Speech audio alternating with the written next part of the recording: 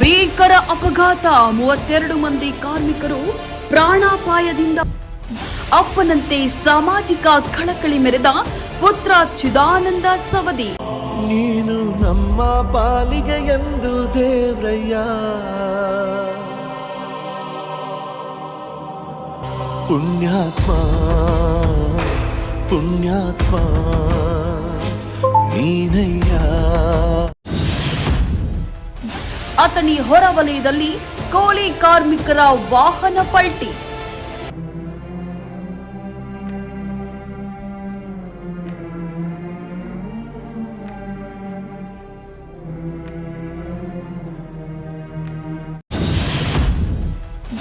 ಗಾಯಾಳುಗಳ ಆರೋಗ್ಯವನ್ನ ವಿಚಾರಿಸಿ ಧೈರ್ಯ ತುಂಬಿದ ಸವದಿ ಪುತ್ರ.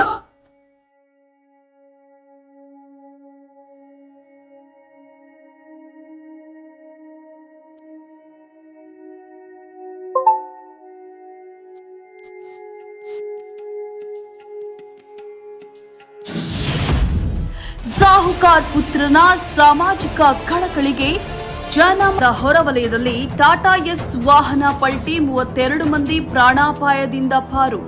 ಅಪ್ಪನಂತೆ ಸಾಮಾಜಿಕ ಕಳಕಳಿ ಮೆರೆದ ಸಾಹುಕಾರ್ ಪುತ್ರ ಚಿದಾನಂದ ಸವದಿ ಆಸ್ಪತ್ರೆಗೆ ದೌಡು. ಸತಿ ಗ್ರಾಮದಿಂದ ಅಡಳ್ಳಿ ಗ್ರಾಮಕ್ಕೆ ಕೆಲಸದ ನಿಮಿತ್ತ ಹೊರಟಿದ್ದ ಟಾಟಾ ಎಸ್ ವಾಹನವೊಂದು ಟೈರ್ ಬ್ಲಾಸ್ಟ್ ಆಗಿ ಪಲ್ಟಿಯಾದ ಘಟನೆ ನಡೆದಿದ್ದು, ಅದೃಷ್ಟವಶಾತ್ ಯಾವುದೇ ಪ್ರಾಣಹಾನಿ ಸಂಭವಿಸಿಲ್ಲ. ವಾಹನದಲ್ಲಿದ್ದ ಸುಮಾರು 32 ಪ್ರಯಾಣಿಕರು ಗಾಯಗೊಂಡಿದ್ದು, ಕೂಡಲೇ ಅವರನ್ನು ಅಥಣಿಯ ಸರ್ಕಾರಿ ಸಾರ್ವಜನಿಕ ಆಸ್ಪತ್ರೆಗೆ ದಾಖಲಿಸಲಾಗಿದೆ.